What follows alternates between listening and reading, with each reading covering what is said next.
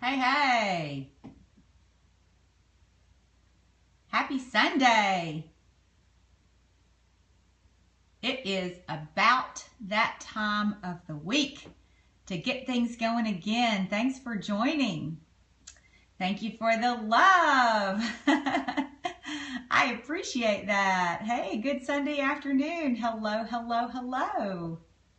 As you can see, it is an overcast day here in Bowling Green. Hello from North Carolina, Lebanon, hi. From the National area, hello, hello. Yes, it is a beautiful view. Hi from Georgia and Memphis in California, Alberta, Canada, Australia. Hi, Bronwyn, how are you? Isn't it amazing how the world has become such an incredibly small place for us as we are connected now? Hello and happy Sunday. I hope you guys are having a beautiful day. Thank you for hopping on. This is just a really good time of day for me because I'm winding down from the week. I'm gearing up for the week. How about you? Is that what you're doing tonight? What are you doing tonight? Honestly, I have football on the background. My son has a fantasy team, so I'm kind of paying attention to that. His goal is to beat Jeff Stanley today. You know, got to keep it in the family. But I started thinking about, as we're approaching the finish of our seminar month, the concept of finishing. And I was actually thinking about this in church today. What is it about finishing that kind of freaks us out, or that makes us panicked, or that puts us into a different gear? You know, do you want to be somebody who finishes well and finishes strong and consistently finishes, and that you're known for being a finisher and a completer? So here's the reality. Whether you are a high school junior working on your research paper today, or a college student preparing for tests next week, or you're an independent beauty consultant working to go on target for your car or finish DIQ, or a sales director working on Cadillac, or your biggest month ever to shut it down for the most outrageous on target status you've ever had. Which of those is you? What are you working on to accomplish by next Wednesday? What is your finishing goal that you're looking at right now? Do you know what it is? Because if you do, and you're writing it out for me right now, I want to say props to you and bravo, because you can't finish what you don't start, and you can't finish what you don't know how it finishes. So whether you're that college student or that Mary Kay beauty consultant or sales director, finishing is difficult only when the beginning and the middle were weak. Finishing is difficult only when the beginning and the middle were weak. In general, finishing isn't difficult at all. It's the front and the middle that determines how we finish. You're like, well, that's great news, because, you know, for those of us in Mary Kay who this message is for, we've got Monday, Tuesday, Wednesday. Thank you very much. I don't have the beginning and the middle. Well, God willing that you live past Wednesday, you will. And so let's talk about how to finish strong no matter where you are right now, and how to finish better from now on. How does that sound? If you could finish better from now on, how would that sound to you? Because here's the reality. The reason people find finishing stressful is that they overestimated the pace of the month, its first 2 weeks. The student overestimated the time that it would take to make up for pleasure or leisure, or that nap that was taken early in the semester or every day. Although it's human nature to operate this way, we overestimate tomorrow, we underestimate today. And so we procrastinate the today tasks, efforts, and disciplines that would actually make tomorrow so much more simple, and down the road a raging success, if we would just pace ourselves and not delay the small task. Reading the chapter, doing 25 math problems, making 20 calls, coaching one party, tossing one pile, going to bed on time so that you can get up on time, turning that TV off at X o'clock so that you can rise at X o'clock, double checking that alarm, making sure it's set to AM and not PM, and then a backup one just in case with a really loud, obnoxious sound or tune or song, and loud ones. When you're not putting off that 2-mile walk and those 50 crunches, that healthy breakfast, that quiet time with God, it's the practice of procrastination that makes finishing hard. So I know that you got on here today because you had a hope to hear something hopeful, something encouraging about finishing. It's the practice of procrastination that makes finishing hard. And that makes a crisis unbearable because when you're hit at the end of the month or a situation that you didn't see coming, you will only have what you've practiced daily, what you've invested in previously to rely on to get through it and to finish. So what do you do with a 30th looming? Well, you hit it. And you hit it hard, and you do not give up. You know, think about a time before when you hit it hard like this, when you hit it really hard, you gave it everything you've got. When you give it everything you've got, you don't even think about what if it doesn't work. When you give it everything you've got, you can't. Because if you're holding back at all, that what if it doesn't work, or what if I have egg on my face, or what if I miss it? You won't go for it. But think of a time when you've really gone for it. I mean, you threw your heart over the line. You decided, I'm not afraid of commitment. I will only lose if I'm afraid of commitment. Now I am all in. I'm completely ready to commit, and I'm going for it. You know what? When you finish that, how amazing did you feel? How amazing did you feel? Much more so than holding back and protecting yourself and making sure you don't have egg on your face.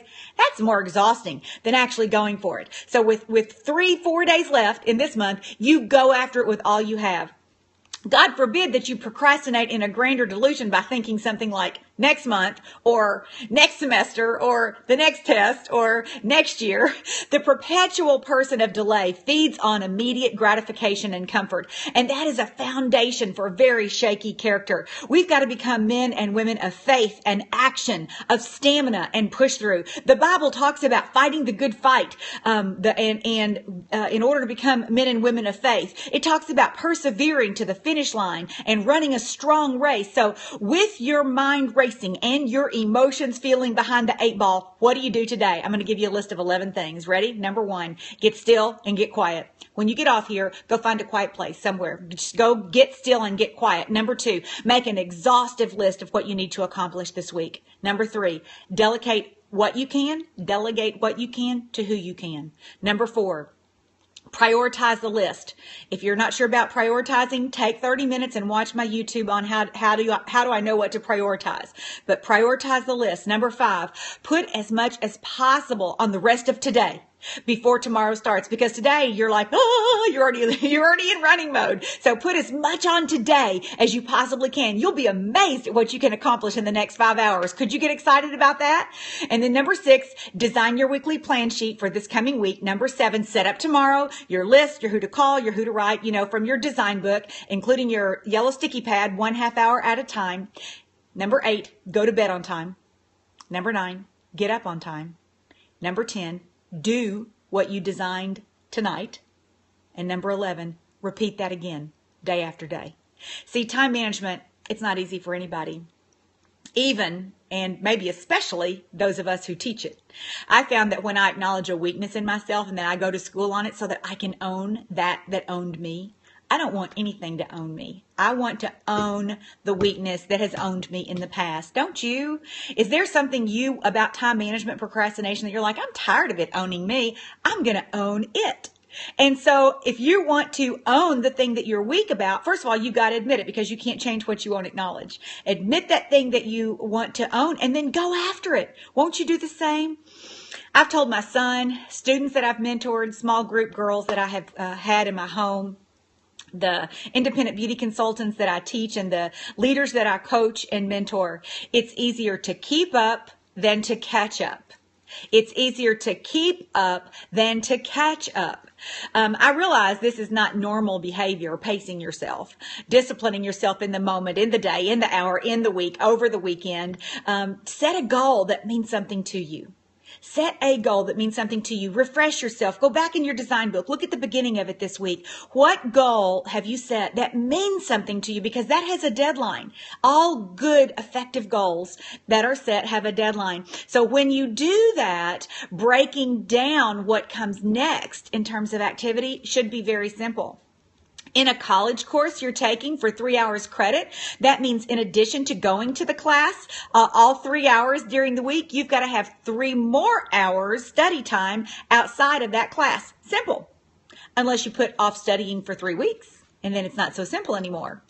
If you're growing a unit, it's the 3 + 3 + 300 plus. Simple. 3 parties a week, 3 face interviews a week, and 300 new sales plus a week. Simple. Unless you don't do that the first 2 weeks of the month.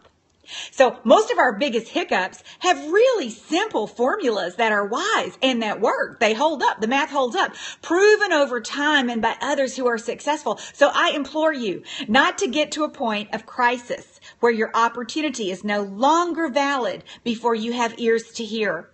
Do you have ears to hear what I'm telling you today? You can finish this month. It may be under duress and you may have to push like never before. And when you do finish this month, you can get in front of October like crazy. Can I feel the love? I'm going to get in front of October like crazy, but not at the expense of September. You're going to finish September strong, and then you're going to start October super strong. Okay, you have your list. You have your list. You know what to do. You want me to run through the list one more time? Let me give you the list one more time. Okay, number 1, when we get off this call, get still and get quiet. Number 2, make an exhaustive list of what you need to accomplish this week. Number 3, delegate what you can to who you can. Get it off your plate. Number 4, prioritize the list. Number 5, put as much as possible on the rest of today before tomorrow starts. You'll be amazed at what you can accomplish in the next 5 hours. Number 6, design your weekly plan sheet. Number 7, set up tomorrow. List, call, text, etc. Work from your design book. Set up your day tomorrow, 1/2 hour at a time. Number 8, go to bed on time. Number 9, wake up on time. Number 10, do what you designed tonight. And then number 11, repeat that. Let's finish strong. I know that you can. Don't lose time. Don't waste time beating yourself up. That is so unproductive. That's not what I'm got on here to tell you, is to beat yourself up. Oh, I didn't do it. You know what? I've got a couple piles here that I'm going to go put in the dumpster. It's not perfect at my house either. And it never will be, because we live in a fallen world and we are far from perfect. And so it's not a matter of being perfect. It's a matter of getting better, acknowledging where we are, and improving from where we are today. And so I believe that you can and will finish an amazing strong month this month, and that you'll have a fabulous week this coming week, and that you'll hit it even harder and stronger and more intentionally. When you do that, your leisure time becomes genuine leisure. You're not off thinking, oh, I should be doing this or I should be doing that. You're not at a ball game thinking I should be working. You get the luxury of living your life being where you are. And that's how I want to be. When I'm here, I want to be here with you. I don't want to be anywhere else. Where I go next, I want to be there 100%. And that is what good time management's all about, because when you do what you need to do when you need to do it, then you get to do what you want to do when you want to do it. I hope this has been helpful. God bless you. Godspeed. Have a fabulous next 5 hours. And I can't wait to hear where you finish this month. Bless Sunday. Bye.